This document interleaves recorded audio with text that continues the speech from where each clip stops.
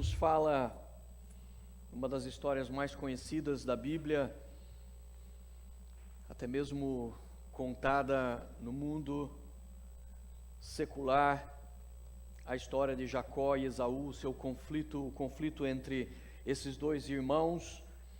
Jacó, num momento de desorientação, de má conselho, ele segue a orientação da sua mãe para enganar o seu pai, para que ele consiga a bênção que o seu irmão Esaú quer ter.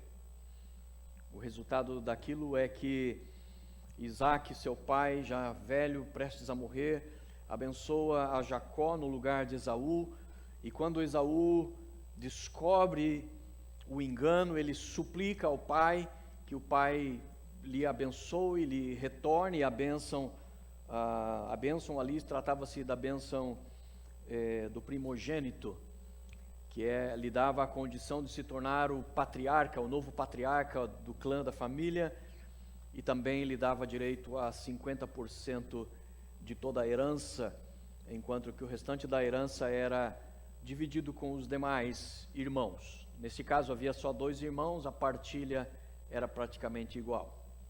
Mas ficaria ainda a autoridade de Esaú como chefe do clã, o chefe da família. Quando ele descobre o plano, quando ele descobre a trama, descobre aquilo que aconteceu, ele se revolta tão profundamente com seu irmão que ele jura que assim que o seu pai morra, ele irá matar a Jacó. Por conta disso, Jacó foge, vai morar numa terra distante, vai ali gastar muitos anos afastado da sua terra, fugindo, se escondendo da ira do seu irmão. Portanto, ali temos a história de 2 irmãos ressentidos, de 2 irmãos das quais principalmente um está profundamente amargurado, e é sobre isso que nós queremos falar nessa noite, sobre a amargura, bitterness. A Bíblia nos diz aqui em Hebreus: cuide que ninguém se exclua da graça de Deus e que nenhuma raiz de amargura brote e cause perturbação, contaminando a muitos. A amargura, no dicionário, é curioso que você encontra uma definição muito ampla do que é amargura. Alguns dicionários dizem que é um padecimento moral, uma aflição moral. Outros dicionários dizem que é uma aflição profunda ou uma angústia muito grande. Tem a ver com tristeza, tem a ver com inveja, tem a ver com ciúme. Alguns dicionários traduzem como uma tristeza misturado com revolta, mas talvez uma das palavras que melhor defina o que é amargura é ressentimento. Ressentimento é quando você guarda, você abriga no seu coração um sentimento, um misto de sentimentos, um coquetel de sentimentos maus a respeito de alguém, a ponto de que aquilo comece a trazer sérias implicações, sérios problemas na sua vida. Esta é uma pessoa vencida pela amargura. Nós vemos na vida prática, na história bíblica, que a amargura ela pode separar irmãos, ela leva ao ódio profundo, até mesmo as últimas consequências, como no caso de Esaú, que jurou matar o seu irmão, no caso de Caim, que matou o seu irmão por uma amargura no coração. A gente vai entender um pouquinho melhor isso, mas o fato é que a amargura ela separa irmãos, a amargura ela destrói casamentos, a amargura ela mina a fé, ela destrói a fé cristã, e a amargura divide a igreja. Portanto, é um pecado gravíssimo, seríssimo, em que nós temos que nos esforçar para nos livrar disso quando somos contaminados por isso. Por isso a orientação do autor de Hebreus: tome cuidado, que ninguém se exclua da graça de Deus ao brotar uma raiz de amargura e cause perturbação, contaminando a muitos.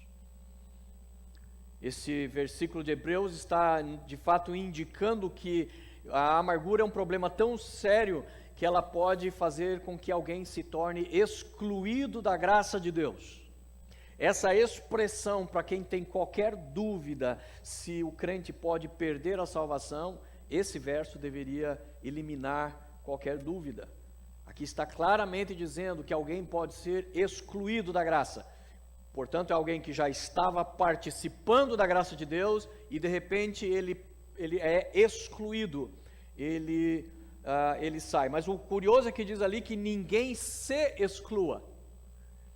Então ele não está dizendo que Deus nos exclui, ele está dizendo que nós mesmos acabamos nos excluindo, nós mesmos acabamos saindo da graça de Deus por causa da amargura. Cuidem para que ninguém se exclua da graça, que nenhuma raiz de amargura brote e cause perturbação. Ou seja, o autor de Hebreus está, na verdade, ainda que seja dividido por ponto e vírgula, o que ele está querendo dizer é que é possível ser excluído da graça por causa da raiz de amargura. Por isso ele está dizendo: cuide para que uma raiz de amargura não cresça na sua vida e dessa maneira você venha contaminar a muitos e excluir-se da graça de Deus. Colossenses capítulo 1, 19 nos diz que os cônjuges não devem tratar um ao outro com amargura. Na verdade, Paulo está falando principalmente do homem em relação à mulher, diz: amem suas esposas e cuidem para que vocês não as tratem com amargura. Mas é claro que entendemos que vice-versa também é verdadeiro. É possível também que uma mulher trate o seu marido com amargura, e isto vai se tornar um grave problema nas suas vidas. Filhos podem ficar amargurados com seus pais se provocados a ira, como diz em Colossenses 3:21, pais, não provoqueis a ira na vida dos seus filhos.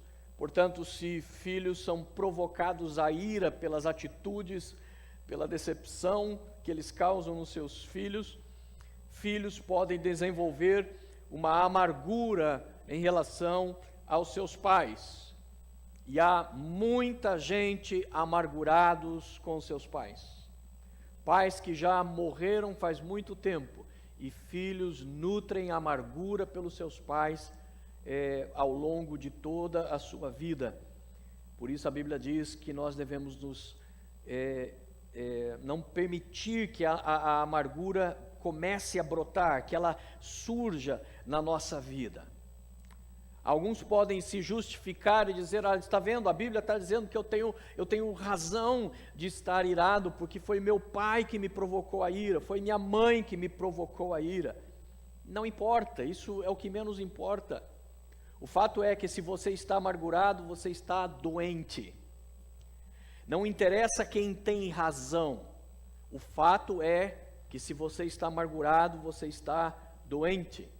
Não interessa como você se contaminou com essa doença, você está doente, este é o fato. Nós não vemos as pessoas se justificando quando são diagnosticadas. Você está com câncer. Sim, mas espera aí, eu estou com câncer porque as comidas que vendem hoje são comidas de baixa qualidade. Sim, eu estou com câncer, mas é porque existem muitos químicos hoje, até no desodorante, e tudo isso é cancerígeno. Ninguém faz isso diante do médico. Quando o médico diz que você está doente, você só se preocupa com uma coisa: você quer ser curado. Você não se preocupa de onde veio, você não tenta se justificar, você não tenta explicar. Da mesma maneira, em relação aos pecados e em relação, mais especificamente aqui a nossa mensagem sobre a amargura, se você é uma pessoa amargurada, não interessa quem teve culpa. O fato é que você está doente e você precisa de tratamento, você precisa de cura e deve procurar esta cura. Não vai resolver nada, não vai adiantar de nada ficar se justificando e explicando por que você é amargurado. Não muda o fato de que você está doente e você precisa de cura. Podemos definir a amargura como um conjunto de sentimentos negativos que produzem um estado emocional, intelectual e espiritual nocivo, defeituoso. É um estado de espírito, é um conjunto de sentimentos que afeta todo o nosso ser, emocionalmente, intelectualmente, ou seja, a maneira como nós analisamos, pensamos, e espiritualmente, a maneira como nós nos relacionamos com Deus, ou com a igreja, ou com a palavra de Deus. Tudo isso passa a ser afetado pela amargura. A amargura, ela funciona como uma espécie de lente, pela qual, como a lente de um óculos, pela qual você passa a enxergar toda a vida a partir desta lente. Se uma pessoa está amargurada, ela passa a analisar tudo que ela vê pelos olhos da amargura, ela vê por este filtro do amargor da sua vida. Em Jó 10, versículo 1, Jó 10, versículo 1, se você quiser me acompanhar, ali Jó mostra exatamente como esta lente funciona. Ele diz ali: minha vida só me dá desgosto, minha vida só me dá desgosto, por isso darei vazão à minha queixa e de alma amargurada me expressarei. Está dizendo: a minha vida não presta, a minha vida é só dor, é só desgosto, é só decepção. Por isso, a minha queixa, eu darei lado à minha queixa, eu falarei muito. A minha queixa, ela será de uma alma amargurada, de uma forma amargurada me expressarei. Aqui está a lente. A maneira como você se expressa, a maneira como você encara a vida pelas lentes da amargura, fazem com que você veja tudo por meio dela. Por causa da amargura, a nossa mente passa a produzir um retrato falso da realidade, um retrato falso de Deus, um retrato falso das pessoas ou da circunstância que nós estamos vivendo. A amargura, uma vez que ela funciona como uma lente, e então tudo que eu vejo, tudo que eu vivo, eu vejo por causa desta lente, da maneira que essa lente, ou na expressão de Jó, eu me expresso com essa amargura. Por conta disso, isso passa a afetar a minha mente, e eu passo a produzir na minha mente, a construir na minha mente um retrato falso da realidade, um retrato falso de Deus, da circunstância e das pessoas. De fato, é isso que nós vemos em Jó. No Jó capítulo 10, versículo 1, ele diz que ele vai se expressar por meio da amargura, da sua alma amargurada, e por isso no versículo 6 e 7, como consequência, ele fala para Deus: tu tens prazer em me oprimir, em rejeitar a obra das tuas mãos, enquanto tu dá risada para o plano dos ímpios? Pois investigas a minha iniquidade e vasculhas o meu pecado, embora saibas que não sou culpado. Ou seja, tudo que ele falou aqui está absolutamente errado. Ele não acertou uma, porque a mente dele foi alterada. Ele está se expressando por meio da amargura, seu modo de pensar foi totalmente alterado, sua concepção sobre Deus, sobre si mesmo, está absolutamente errado. Deus não tem prazer em oprimir o justo, Deus não rejeita a obra das suas mãos, é isso que nós vemos em toda a Bíblia, e Deus não fica sorrindo para o plano dos ímpios. Também ele diz aqui: na minha vida o Senhor fica, em português nós diríamos, o Senhor fica fuçando, né? O Senhor fica mexendo, o Senhor faz questão de ficar vendo os detalhezinhos da minha vida. Porque o Dilson pecou aqui, porque o Dilson errou aqui, e o Senhor fica pegando no meu pé, em outras palavras, é o que Jó está dizendo. Na minha vida, o Senhor fica pegando no meu pé, vasculha o meu pecado, embora saiba que eu não sou culpado. Come on, que exagerão, Jó, que exagero. A Bíblia diz: quem não é culpado aos olhos de Deus? Quem não é culpado aos olhos de Deus? É fato que a Bíblia começa o livro de Jó declarando que Jó era um homem justo e temente ao Senhor. Mas a Bíblia não termina o livro de Jó afirmando a mesma coisa. Ela termina o livro de Jó revelando que Jó descobriu que mesmo naquilo que ele considerava ser correto, ele estava errado ou faltante em muito. Por isso, depois de todo o sofrimento que ele passa, ao final do livro de Jó, ele diz: antes eu conhecia Deus com base apenas no que me falavam, mas agora, por causa de todo o sofrimento que Deus me fez passar, eu agora vejo a Deus com os meus próprios olhos. Como faltou esse entendimento ao líder Singh, de uma famosa banda americana cristã, que declarou esses dias que não crê mais em Deus, porque ele não podia crer num Deus que punha Jó à prova só para provar alguma coisa para o diabo. Que falta de entendimento. Isso mostra como esse lead singer já está com a sua mente afetada pela amargura, ele também não consegue raciocinar completamente, está vendo tudo errado, está interpretando tudo errado, sua mente está totalmente dominada pela amargura. Entretanto, a Bíblia também nos mostra que a amargura é uma escolha pessoal. Porque a Bíblia nos mostra situações onde pessoas tinham todas as razões do mundo para serem amarguradas e decidiram não ser. Quer ver um exemplo disso? A Bíblia nos diz em 1 Samuel, capítulo 30, versículo 6, que num determinado momento, Davi e o seu exército, quando Davi ainda não era rei, quando ele ainda vivia numa situação muito difícil, de perseguição, de ficar fugindo de um lugar para o outro, e ele tinha várias famílias que acompanhavam ele tinha um mini exército que era fiel a ele, e a Bíblia diz que num desses momentos, enquanto Davi sai para guerrear com os seus homens, quando ele volta para o acampamento, os homens de Zikzagli haviam invadido e destruído tudo, roubado tudo que eles tinham, levado suas esposas e os seus filhos para se tornarem escravos. A Bíblia nos diz então que quando aqueles homens chegam com Davi ao acampamento e eles veem aquela situação, a vida deles que já é tão dura, eles já estão vivendo um momento tão difícil, e daí agora ainda, enquanto eles estavam lutando, fazendo o que eles tinham que fazer, Deus permite que o seu acampamento seja devastado, que suas famílias sejam tocadas, que seus filhos, filhas e esposas sejam levadas prisioneiras. A Bíblia diz então que Davi ficou profundamente angustiado, porque os homens falavam em apedrejá-lo, apedrejar a Davi. Por quê?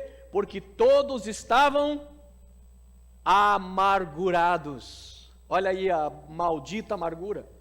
Porque todos estavam amargurados por causa dos seus filhos e das suas filhas. Olhe como a amargura distorce tudo. Todo mundo ali perdeu tudo, inclusive Davi. Mas as pessoas ficaram amarguradas e pensaram em atacar quem? Davi. Vamos matar Davi. Por quê? Porque estamos com raiva, temos que matar alguém. É bem assim que a amargura funciona. Ela escolhe um bode expiatório, um scapegoat. Ela escolhe um qualquer lá para, vamos jogar pedra nele, por quê? Porque eu estou com raiva. Vamos destruir aquele ali, por quê? Porque deu tudo errado na minha vida. E o que aquilo ali tem a ver? Nós vimos isso agora nesses dias, nos riots, nos ataques que houveram aí pelos Estados Unidos inteiro. Estamos protestando contra a injustiça contra os negros. Aí aparece um policial negro lá, um policial, e desceram o cacete no policial negro. Ele fala, do que vocês estavam protestando mesmo? Qual era o problema aqui pela qual vocês protestavam? Mostra que o que importa na hora da amargura é malhar alguém, é destruir alguém. Davi estava ali tão chocado, tão triste, tão amargurado. Ele havia perdido tanto quanto aqueles homens haviam perdido. Ele estava tão triste como aqueles homens estavam tristes. Aqueles homens, entretanto, ficaram amargurados, mas a Bíblia diz, Davi, porém, e neste porém mostra a escolha. Davi, porém, não ficou amargurado. Davi fortaleceu-se no Senhor, o seu Deus. Mostrando que é possível, vivendo a mesma experiência, várias pessoas saírem totalmente amarguradas, reclamando da vida, reclamando de Deus, decepcionados com a igreja, decepcionados com tudo. E quem viveu a mesma situação, sai e diz, eu não vi nada disso. Eu não vi nada disso. Eu não vejo razão alguma para me amargurar com Deus. Eu não vejo razão alguma para me amargurar com a igreja. Eu não vejo razão alguma para a amargura. Enquanto aqueles homens deixaram a amargura dominar, Davi escolheu fortalecer-se no Senhor, o seu Deus. Ele preferiu deixar que Deus orientasse, ao invés de ficar escolhendo alguém para matar, ele acalmou o seu coração, foi orar e buscar força. Deus, o que é que eu faço? Deus, o que é que eu faço? E aí Deus dá resposta. No meio da amargura não vem resposta. No meio da amargura só vem atitude que vai só gerar um abismo conduzindo ao outro. Mas quando você fecha o seu coração para a amargura, você consulta a Deus. A Bíblia então deu orientação a Davi.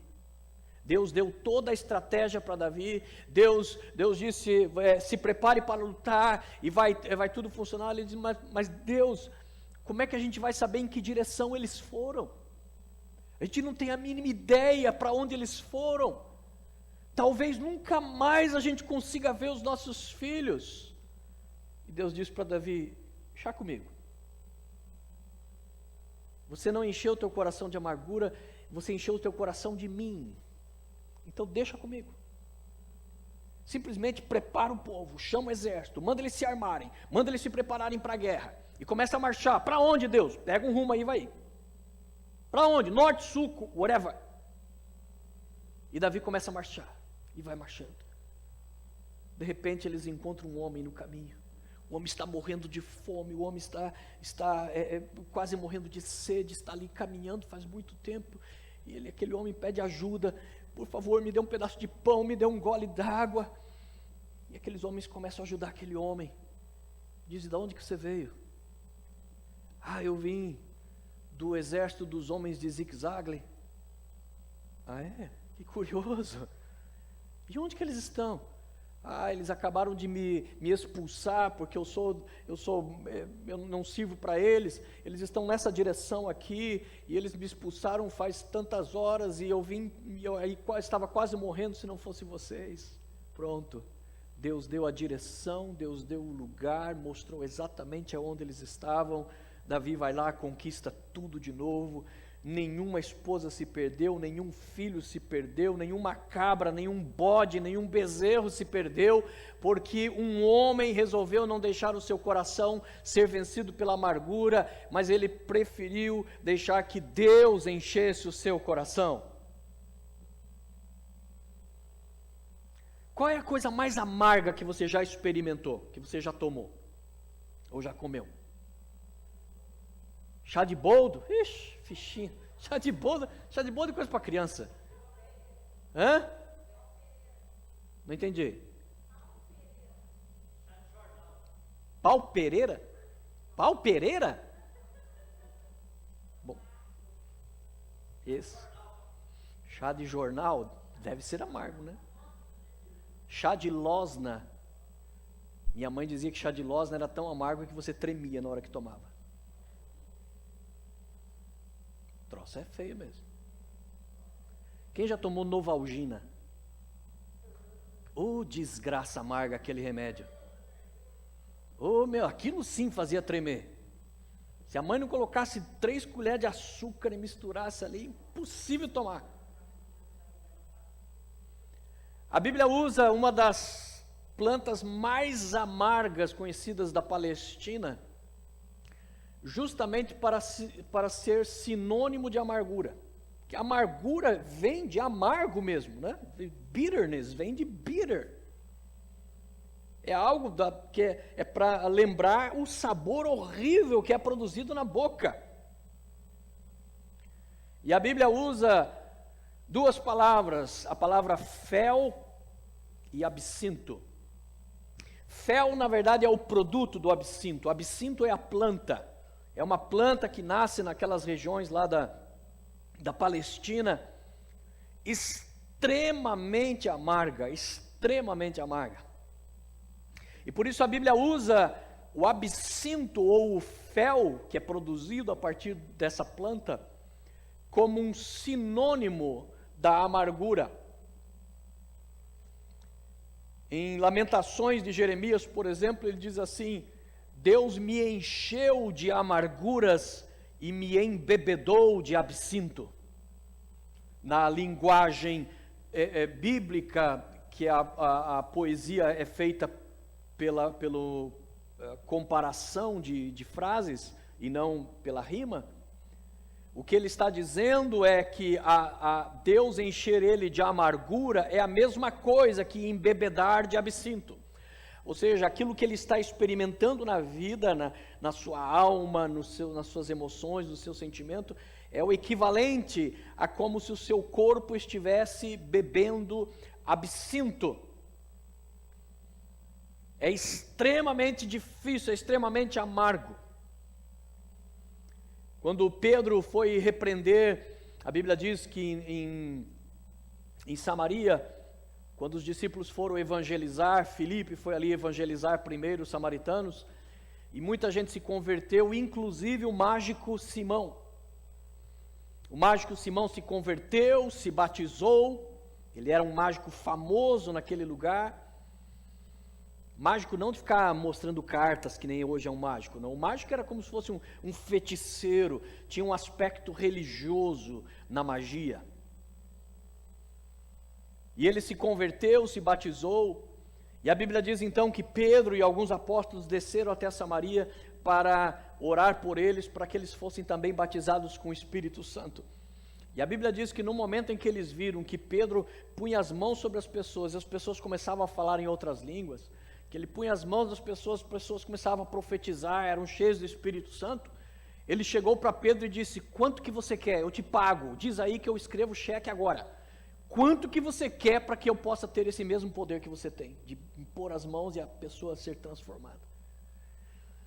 E Pedro naquele momento repreendeu e disse: que o teu dinheiro seja contigo para a tua maldição, Simão. Mas no meio daquilo ali ele diz uma chave para Simão, o mágico. Ele diz assim: vejo que você está em fel de amargura e em laço de iniquidade. Diz: eu vejo que você está como que você bebeu absinto. Você está extremamente amargo e por causa dessa amargura você está preso pela iniquidade. Dá para entender o que Pedro está dizendo. Porque antes do evangelho chegar ali, Simão se converteu, entre aspas, se batizou, mas o fato é que não foi feito aquilo de coração, porque na verdade ele guardou imediatamente um ressentimento de que aquela fé, aquelas palavras, aqueles homens estavam roubando o seu status, estavam tirando a sua posição. Ele era famoso em Samaria, agora ele não seria mais nada. Agora ele tinha que rejeitar a magia que ele treinou provavelmente sua vida inteira para ser um mágico.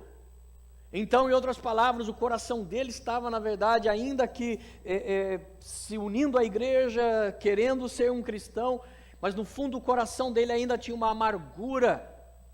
Eu não quero ser diminuído, eu não quero perder posição, eu quero o evangelho. Talvez ele viu: eu quero essa salvação, eu quero esse Deus, eu quero essas coisas boas, mas eu não quero abrir mão do meu status, eu não quero abrir mão da minha posição.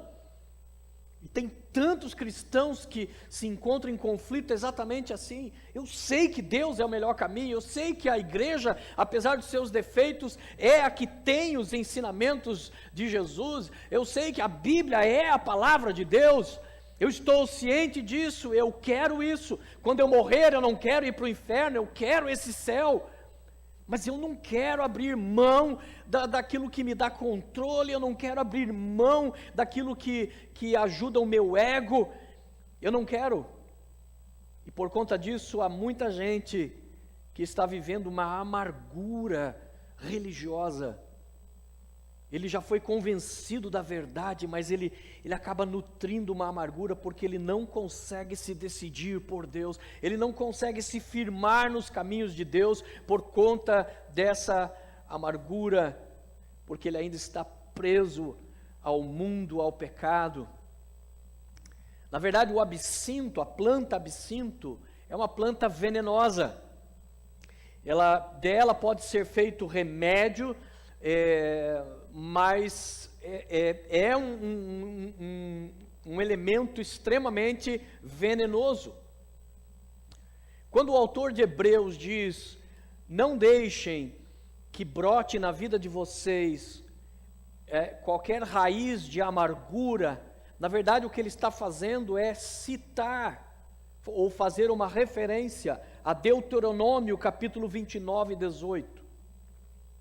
Lá em Deuteronômio 29, 18, diz assim a palavra do Senhor: zelai para que entre vós não haja nenhum homem ou mulher, clã, tribo ou família, cujo coração se afaste do Senhor. Guarde essa expressão, afastar do Senhor. Um coração que se afasta do Senhor. Isto é chave para nós entendermos a amargura. Que ninguém, indivíduo, família, tribo, seja quem for, ninguém, homem ou mulher, jovem ou criança ou idoso, que ninguém tenha um coração que se afaste do Senhor, nosso Deus, para adorar os deuses das outras nações, para que não haja no meio de vocês nenhuma raiz que venha produzir planta venenosa e muitas amarguras. É daí que o autor de Hebreus tirou essa porção e ele citou lá. Portanto, a raiz de amargura que ele está se referindo, tanto o autor de Deuteronômio como o autor de Hebreus está pensando na planta absinto, porque ele sabe que é amarga, por isso vem o termo amargura, mas também é um veneno. E por isso ele está dizendo, não deixe que brote planta venenosa na tua vida e que venha gerar amargura e destruição. De fato é isso que Oséias capítulo 10 versículo 4 nos fala. Diz ali, por isso brotam as discussões, as contendas, como ervas venenosas num campo arado. Ou seja, ele está usando a mesma ilustração. Ele está dizendo, quando nós fechamos o nosso coração para Deus, porque é isso que ele diz no começo do verso, Oséias diz no começo do verso, porque a gente virou as costas para Deus, por causa disso, brota nos campos ervas venenosas, no campo que foi arado. Um campo que foi arado, ele foi arado para quê? Para plantar. Portanto, ele está se referindo não a uma erva venenosa que nasceu aí num canto qualquer, não, ele está dizendo, é uma erva venenosa que nasceu onde não deveria nascer. Ali deveriam nascer ervas boas, ali deveriam nascer ervas comestíveis, ervas saudáveis. Mas onde deveria haver ervas saudáveis, por voltarmos as costas para Deus, começa a nascer ervas venenosas, a amargura. E o resultado do nascimento dessas ervas venenosas é tanto que ele impede o nascimento da erva boa. Uma roça, quem planta uma horta sabe que quando começa a surgir as pragas, os weeds, né, no meio da sua plantação, você tem que tirar, porque se você não tirar, o que acontece? Aquelas pragas, elas tiram a força da horta, as plantas boas começam a morrer e a praga começa a dominar. O que o autor de Hebreus está dizendo é exatamente o que o Deuteronômio está dizendo, e nós temos que cuidar, porque mesmo nas nossas vidas cristãos, aonde deveriam nascer coisas boas, se nós voltarmos o nosso coração contra Deus, a nossa vida pode começar a se encher de amargura, plantas venenosas podem começar a trazer veneno para a nossa vida. Então a amargura é um verdadeiro envenenamento da alma. Uma pessoa amargurada é uma pessoa que está envenenada. Também a palavra de Deus nos diz em Amós, eu esqueci de anotar aqui a referência, mas diz assim: vocês transformaram o direito em veneno e o fruto da justiça em amargura. Ou seja, de novo o paralelo judaico-hebraico, mostrando que veneno é sinônimo de amargura, ou amargura é sinônimo de veneno. Portanto, a amargura, ela envenena a vida, ela mata, ela destrói, ela adoece. É por isso que no Novo Testamento, o absinto, na verdade o produto do absinto, a mistura que você fazia do absinto, que no Novo Testamento é chamado de fel, era um narcótico. O fel era um narcótico. Ele causava torpor, ou seja, impairment. Ele era como se deixasse você é uma droga. Ele tira você de si mesmo, faz com que você passe a ter alucinações, etc. e tal. É exatamente o absinto, ou o produto do absinto, o fel, que foi oferecido para Jesus na cruz. Porque era isso que era oferecido para os homens crucificados, para fazer com que eles ficassem num estado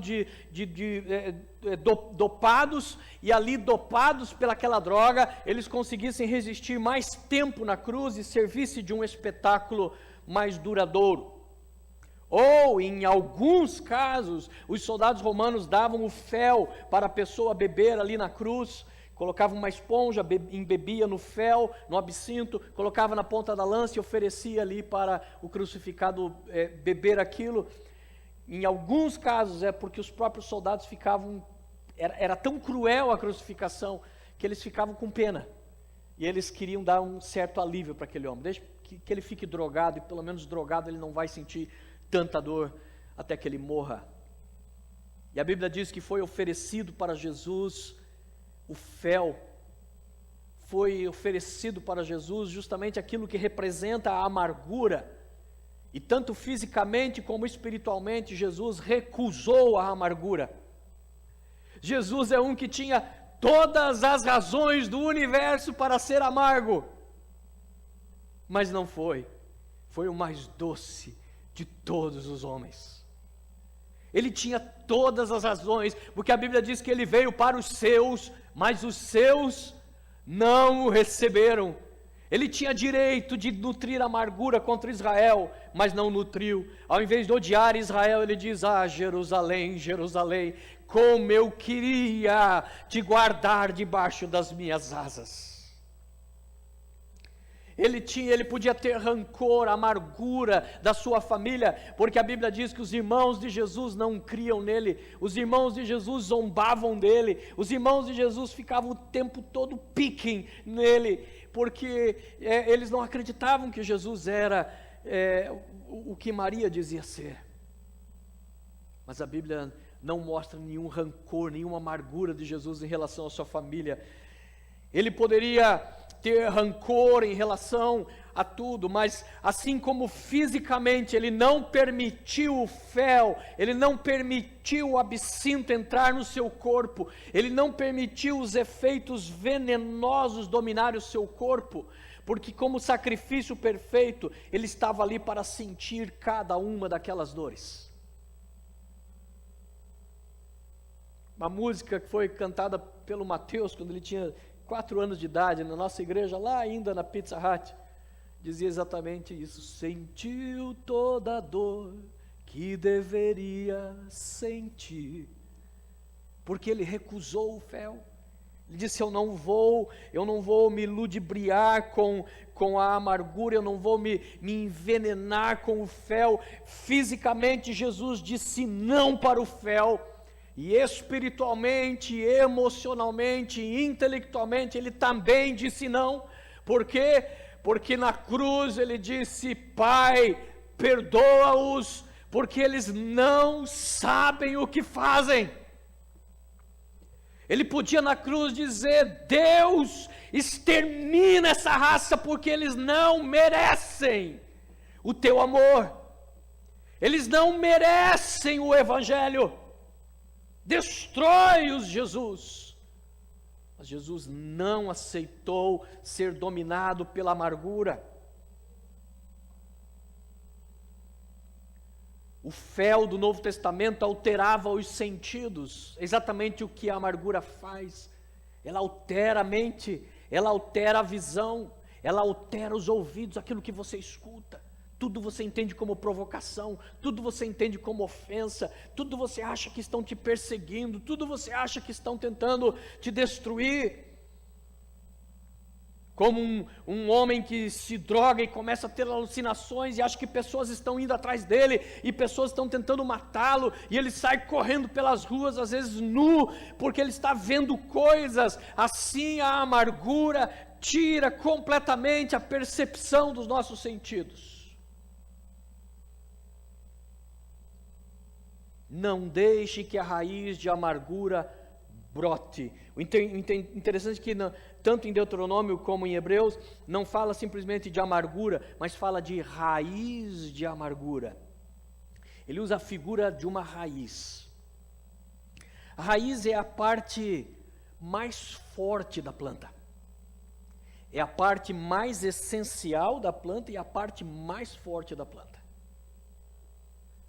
Se você cortar um enorme carvalho, um pinheiro, uma sequoia, você cortar o tronco, você cortar os galhos, aquilo morre.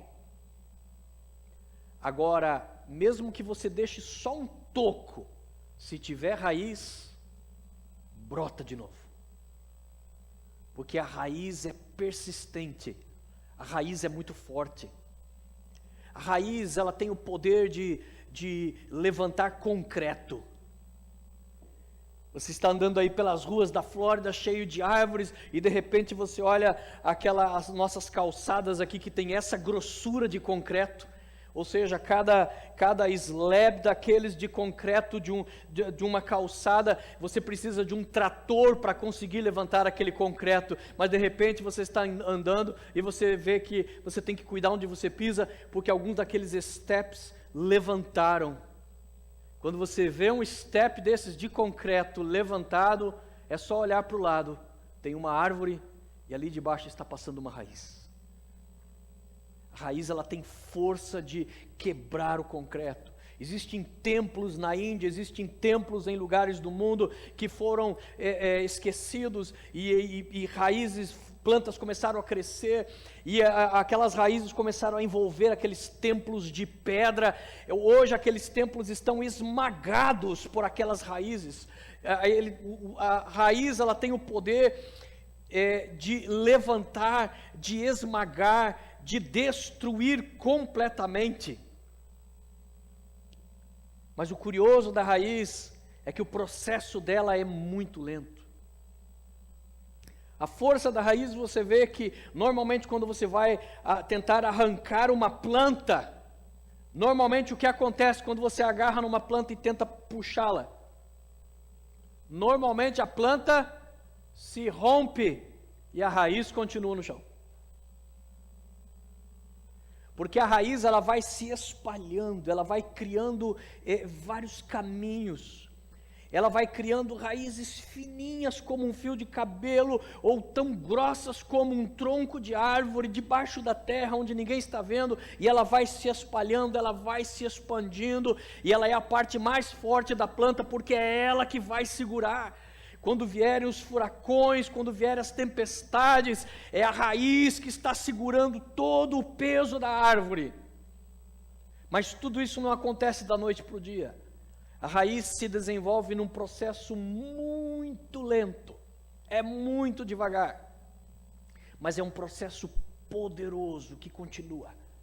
Vai avançando dia após dia, e vai crescendo, e vai penetrando, e vai dominando. E esse é um dos aspectos mais terríveis da amargura. Por isso ele diz aqui, cuidado com a raiz da amargura.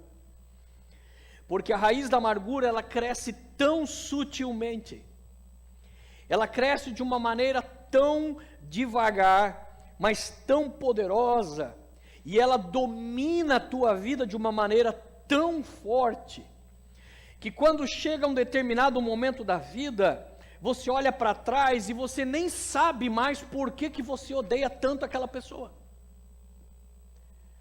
A raiz de amargura foi penetrando tão lentamente e dominando tão fortemente a sua vida, que você já nem se lembra mais de onde que começou aquela guerra.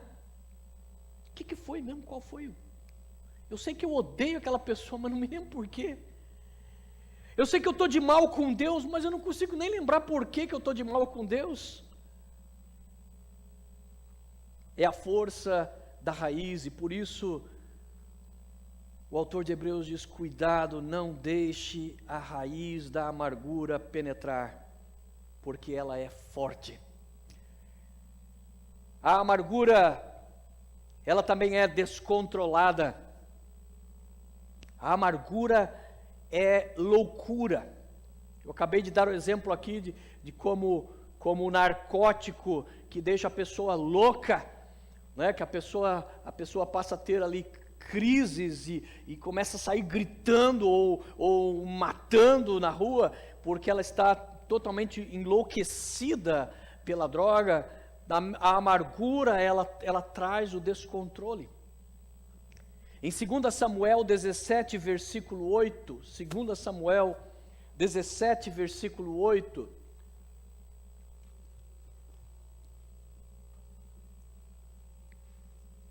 alguém compara a amargura ou o espírito amargurado com uma ursa no campo que teve os seus filhotes roubados.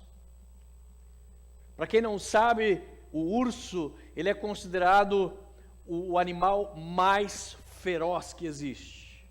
O leão é o rei das selvas, mas é porque ele não encontrou um urso pela frente. Porque o urso não mora aí nas selvas, né? O urso é considerado o animal mais feroz que existe. Uma ursa, então, que teve os seus filhotes roubados, my goodness, imagine o que é isso. E ele está comparando e dizendo: o espírito amargurado é assim, é loucura, é um ódio consumidor, é um ódio como o de Saul tentando matar seu próprio irmão, é um ódio como o de Caim tentando matar seu próprio irmão, é um ódio que domina, que controla. É uma repulsa. A pessoa passa a ter asco, ela não consegue suportar as pessoas, porque a amargura é descontrolada. Nas Escrituras, a amargura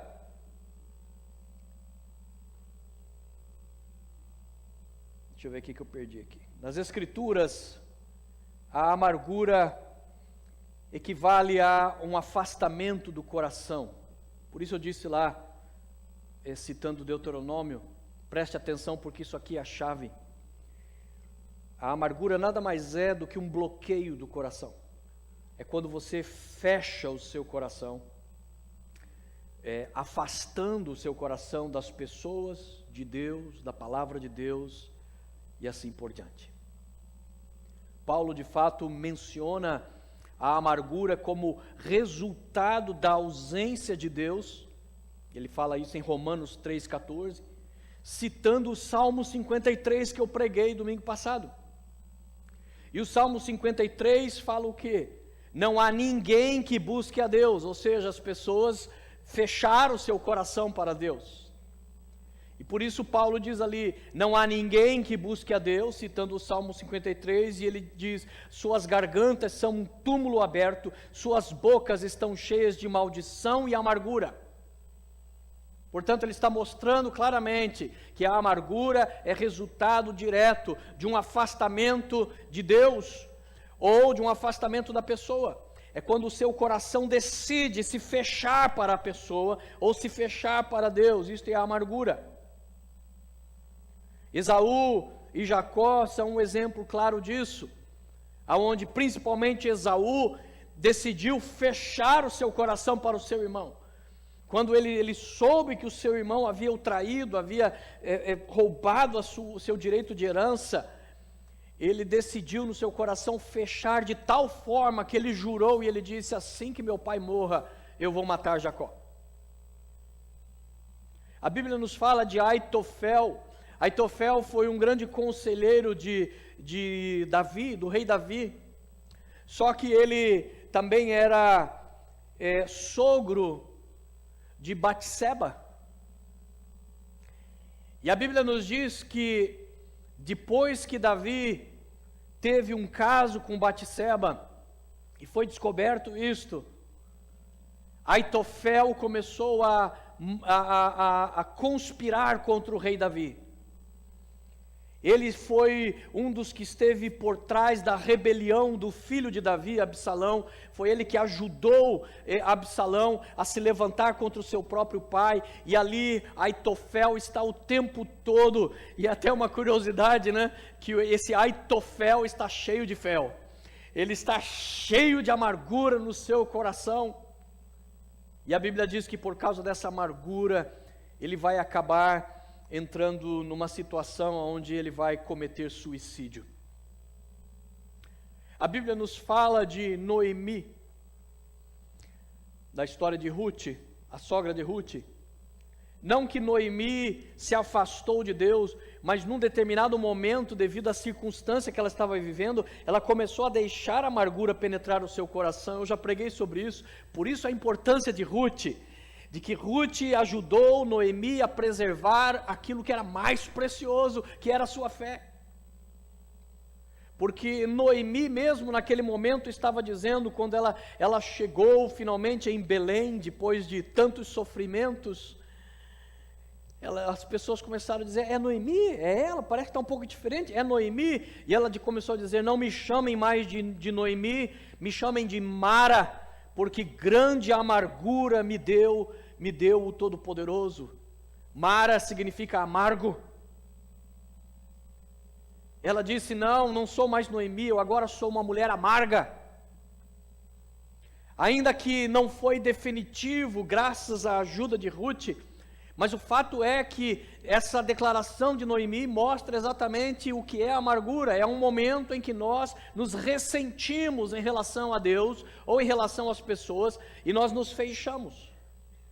Se não fosse Ruth ter ajudado Noemi, era possível que essa raiz de amargura brotasse, se expandisse e Noemi nunca mais voltasse para o Senhor. Nós fechamos o coração para o homem ou para Deus, e em um determinado ponto a raiz levou tanto tempo crescendo que nós nem sabemos mais por que nós estamos tão amargurados. Nós nem sabemos mais por quê. Às vezes tem pessoas desviadas há tanto tempo e você pergunta: por que você saiu da igreja? Rapaz, sabe que eu nem sei. Eu nem lembro mais. Eu nem consigo saber de onde vem tanta revolta, eu nem consigo saber por que tanto ódio. Parece que é isso que Deus está mencionando em Miqueias, quando ele diz assim: meu povo, o que foi que eu fiz contra você? Fui muito exigente?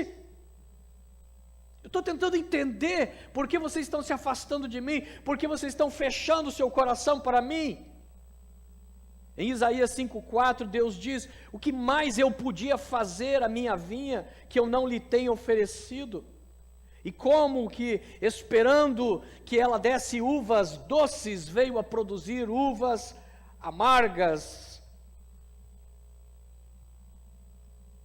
Em Jeremias 2,21, Deus continua dizendo: não estou entendendo por que você se afastou de mim, por que você fechou o teu coração para mim.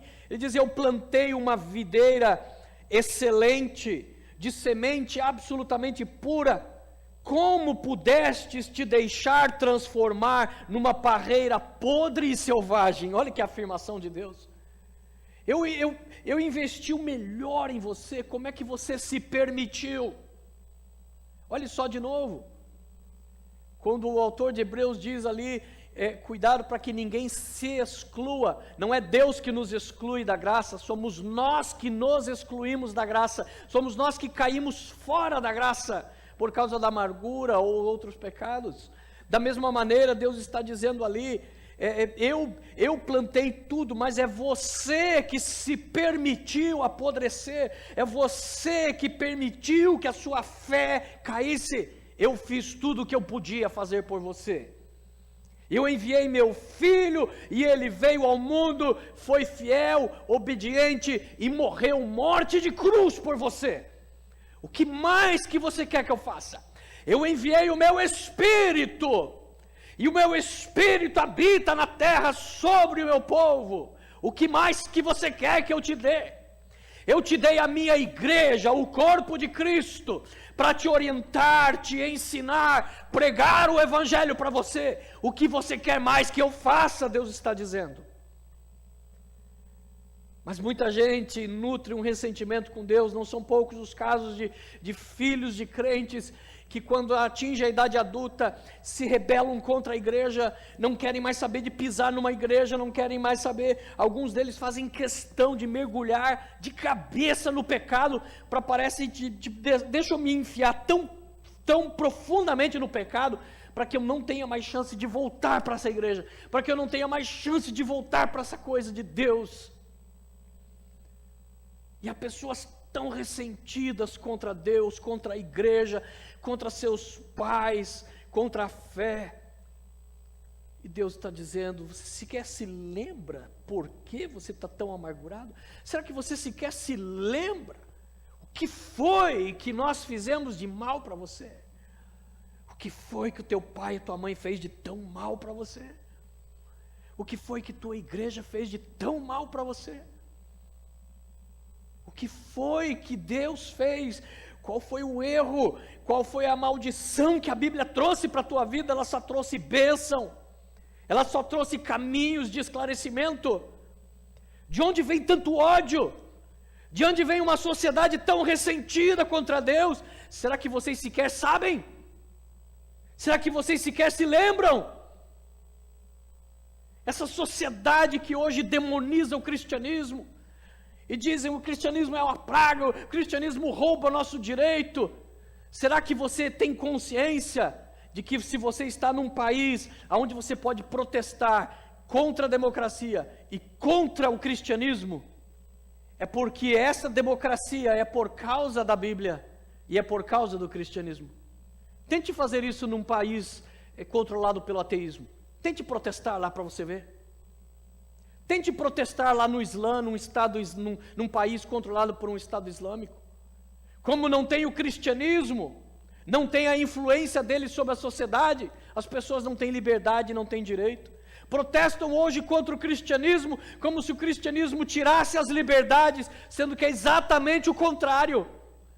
E Deus está dizendo: cara, você nem sequer se lembra por que você está protestando, você nem sequer se lembra de onde vem tanto ódio. Porque provavelmente foi uma coisinha pequenininha, uma raizinha ali, fininha que nem um cabelo, e foi crescendo, e foi se transformando num tronco, e foi dominando a tua vida, foi esmagando ali, crunch, a tua fé, as pedras do teu conhecimento de Deus. Um ressentimento contra Deus, contra pessoas, e às vezes você nem se lembra mais do que foi, de onde veio. O ressentimento contra Deus ou contra as pessoas pode ser um ressentimento até contra você mesmo. Ressentimento contra você mesmo. Não acredito que eu fui tão burro, não acredito que eu pisei tanto na bola, não acredito que eu fiz tão errado. E ao invés de buscar o perdão, e ao invés de buscar a restituição, começa a deixar o seu coração se encher de amargura. Pode ser um ressentimento por causa do fracasso dos outros em relação a você, como Esaú. Esaú estava profundamente ressentido por causa do que o irmão lhe fez. O que o irmão fez foi errado. Provérbios 17, 25 nos diz que o filho insensato é tristeza para o seu pai e amargura para a sua mãe. A amargura de uma pessoa pode vir por aquilo que as pessoas fazem. No caso de Esaú era o seu irmão. No caso de pais, podem ser os seus próprios filhos. Ele cria o seu filho com tanto amor, cria o seu filho com tanto cuidado, e o seu coração se revolta contra as coisas de Deus, se revolta contra os seus pais, e aquilo enche os seus pais de amargura.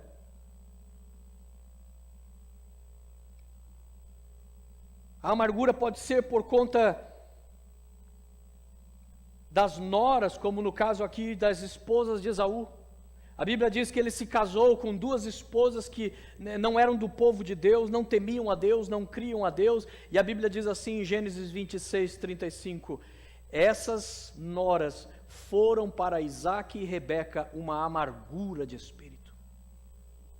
Meu Deus, não acredito que meu filho casou com essa beronha, acredito que meu filho casou com essa desgraça, e aquilo foi um amargor para a vida dos pais dele, para o resto da vida. Por isso que daí Isaac e Rebeca tiveram cuidado de não errar de novo, e falaram e mandaram Jacó para a terra do seu avô, e disse: olha, não case com pessoas que não sejam da tua família, casem com pessoas que temem a Deus, casem com pessoas que são cristãs, vamos dizer assim, porque eles viram o amargor que um casamento infeliz trouxe para a família toda. O ressentimento também pode ser pelo fracasso em relação a nós mesmos. É o caso de Jacó. Jacó também ficou amargo a vida toda, porque ele fica, não sei como é que eu pude fazer isso, por que eu fui ouvir minha mãe, por que eu fui fazer uma coisa dessa, por quê? E Jacó também nutria um amargor que ele só conseguiu vencer no dia que ele foi para o vale de Jaboque. Ele disse: eu tenho que me reconciliar com meu irmão, nem que o meu irmão me mate, mas eu não posso mais viver com essa amargura. E ele então decidiu buscar a Deus, como Davi fez, e decidiu se livrar da sua amargura. E por causa da fé de Jacó, que orou e lutou com Deus ali no vale de Jaboque, quando finalmente amanhece o dia e ele vê o seu irmão vindo ao seu encontro, montado num cavalo, seguido de um exército, ele diz: é agora que eu vou para a glória, é hoje que é o meu fim. E no momento que Esaú desce do cavalo, ele olha para Jacó, e Jacó está preparado para morrer. Só que o fato dele ter passado a noite orando e buscando a Deus mudou tudo. Mudou tudo. A Bíblia diz que quando Esaú olha para o seu irmão, é seu irmão gêmeo, é seu igual. Ele corre em direção a Jacó e o abraça. E a Bíblia diz que ele o beija no pescoço, numa intimidade de irmãos. E os dois choram juntos ali por muito tempo, porque Deus arrancou a raiz de amargura, por causa de um homem que temeu a Deus. O autor de Hebreus diz: não deixe que raiz de amargura cresça e cause perturbação. A raiz de amargura, diz ali, por meio dela muitas se contaminam. Como é uma raiz que vai dominando tudo, ela vai causando perturbação, vai trazendo conflitos, e vai contaminando as pessoas ao redor. O amargurado contamina o seu ambiente, o amargurado divide as pessoas, porque como ele é amargurado, ele está o tempo todo falando mal, ele está o tempo todo tentando convencer as pessoas de que aquela pessoa não presta. Resultado, ele divide famílias, ele divide igrejas, ele divide irmãos. É um instrumento satânico. A amargura não edifica nada a não ser coisas diabólicas. A amargura divide e destrói. Por isso Paulo escreve aos Efésios 4:31 e diz: toda amargura, ira, cólera, gritaria e blasfêmia e toda maldade seja tirada de vocês. Eu não sei se ele fez de propósito, Mas na verdade o que ele fez aqui, ele dissecou a amargura, porque a amargura é exatamente o conjunto de tudo isso. A amargura é o conjunto da ira, da raiva, da gritaria, da discórdia e da blasfêmia. Quando você acha que Deus não está vendo, que Deus não está ajudando, e você começa a fechar o seu coração para Deus. Paulo está dizendo, todo esse conjunto de veneno, jogue fora, arranque da sua vida. Provérbios 31:6 diz, dê bebida forte ao que está prestes a morrer, e vinho aos amargurados de espírito, para que se esqueçam da sua miséria, e não mais se lembrem da sua infelicidade. Não, a Bíblia não está recomendando aqui você embebede pessoas que estão à beira da morte.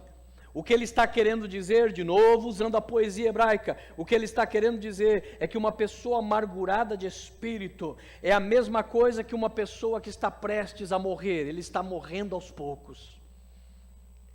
E então ele diz, é melhor que se dê bebida forte para esta pessoa, para que esqueça, porque ele quer mais esquecer a sua miséria, ele quer mais esquecer a sua infelicidade. Uma pessoa amarga é infeliz, é uma pessoa miserável de espírito, é uma pessoa que não tem vida, ela só exala ódio, desgraça, rancor.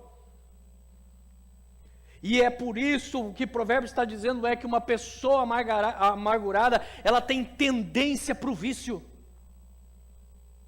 Por isso que ele está dizendo, dê bebida forte, por quê? Porque a pessoa amargurada quer mais esquecer a sua amargura, quer mais esquecer a sua infelicidade.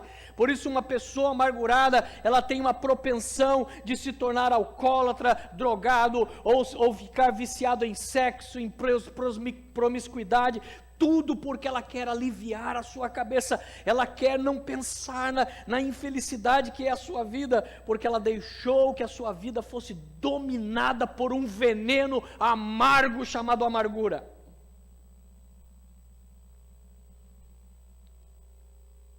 Houve uma personagem importante na Alemanha, uma mulher chamada Corrie ten Boom.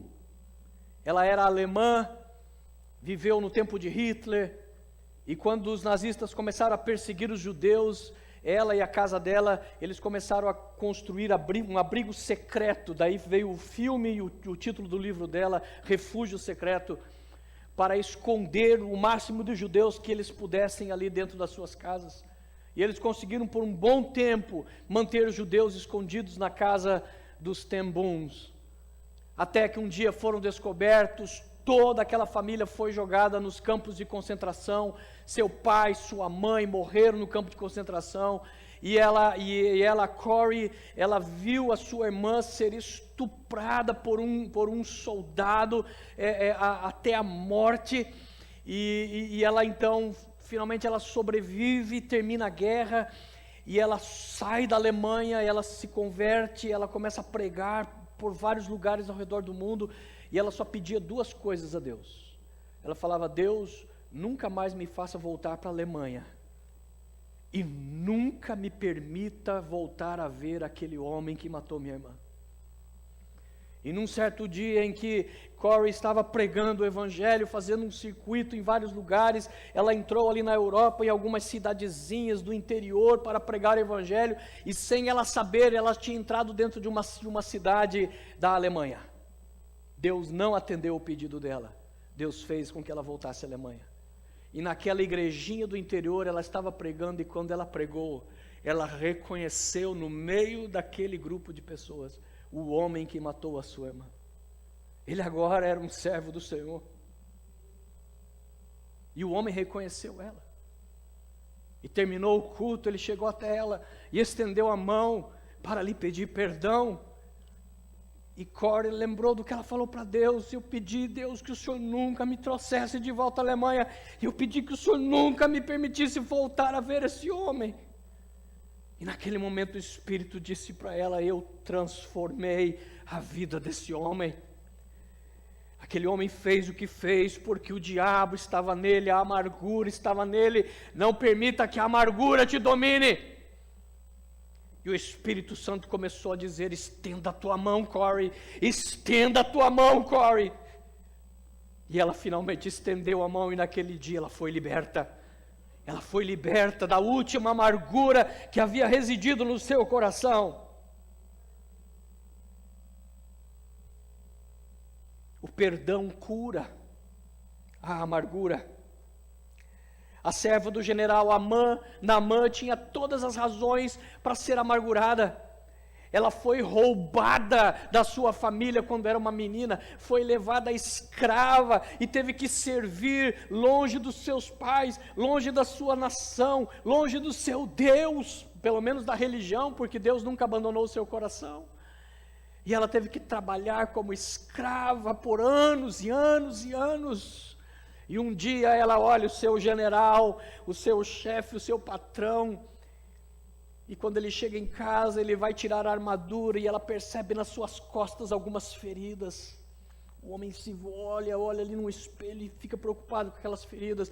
E os meses vão passando e cada vez que aquele homem chega em casa, ele está mais cheio de feridas. Ele agora sabe, ele está leproso. Ele está leproso. Aquela é a hora para uma pessoa amargurada se deleitar e dizer: yes! Morra, maldito! Morra devagar! Morra sofrendo! Mas não uma pessoa que é livre da amargura. Ela olha para aquele homem e diz: Senhor, há um profeta na terra de Israel. Há um profeta na terra de Israel. Deus está com ele. Ele pode te curar. Olha o que é ser uma pessoa livre. Olha o que é ser uma pessoa não dominada pela amargura. O perdão cura a amargura. O perdão cura. Às vezes a pessoa que te amargurou não merece o teu perdão, mas o perdão é o melhor remédio para você mesmo. Ele liberta a tua alma, ele te faz tirar o peso de anos e anos de loucura, de envenenamento, ele te faz ser livre para voar como um pássaro. O perdão cura a amargura e a humildade previne a amargura. Desenvolva a humildade. Uma pessoa só é ferida pela amargura quando ela está cheia de orgulho. Por que Jesus não podia ser amargurado? Porque Jesus foi o maior exemplo de humildade. O maior exemplo. Quando as pessoas vinham e xingavam, quando as pessoas vinham e tentavam fazer pegadinhas com Jesus, quando as pessoas diziam que Jesus estava endemoniado, quando Jesus foi condenado injustamente, quando Jesus foi crucificado, foi espancado, sabe por que ele não conseguia odiar? Sabe por que ele não conseguia se encher de amargura? Porque cada vez que ele sofria, ele lembrava: é para isso mesmo que eu existo exatamente para morrer, eu existo exatamente para sofrer, eu estou aqui é para trazer glórias a Deus e não para buscar aquilo que é para mim mesmo. Por isso o segredo para prevenir a raiz de amargura é a humildade. Quando você achar que está sendo injustiçado, diga: bom, mas quem sou eu? Eu não mereço nada, eu não sou nada. Quando Jesus me salvou, eu era só um pecador, hoje sou um pecador melhoradinho. Quem sou eu para ficar discutindo, brigando, reivindicando? Deus, Ele disse para eu negar a mim mesmo. Uma pessoa que nega a si mesmo, uma pessoa que se enche de humildade, a amargura não pode penetrar o seu coração. Portanto, o perdão cura quem já foi vitimado do veneno da amargura, e a humildade previne. Deus cura a amargura. Ana, a Bíblia diz que estava com amargura de alma, orando ao Senhor e chorando abundantemente, porque não podia ter filhos, e ainda as outras esposas do seu marido zombavam dela, fazendo a vida dela um inferno. E a Bíblia diz que com a amargura de alma, ela orou ao Senhor, e Deus respondeu, retirando a amargura da vida de Ana. Isaías, falando da sua amargura, ele disse: mas o Senhor quis livrar a minha alma daquela cova de destruição, daquele poço de veneno que é a amargura. Ele lançou para trás das suas costas todo o meu pecado.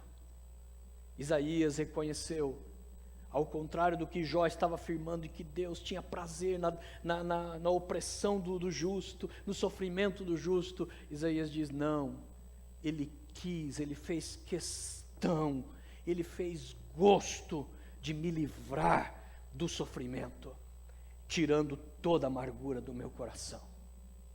Nós somos seguidores de alguém em que muitos poetas escreveram cânticos para Ele, dizendo que Ele é sweet, Ele é doce, Ele é doce. Não há lugar para amargura na vida daqueles que servem aquele que é sweet, aquele que é doce, o nosso Salvador. Abra o seu coração, deixe o Espírito Santo de Deus rasgar o seu coração, penetrar os porões escuros do teu passado, ou de um presente, agora ou recente, e deixe Ele limpar toda a amargura, retirar todo o veneno. Peça ao Espírito de Deus: Espírito de Deus, tira a amargura do meu coração, e enche do teu mel, enche da tua doçura, me purifica, Senhor, e o Senhor vai te livrar da tua amargura, em nome de Jesus.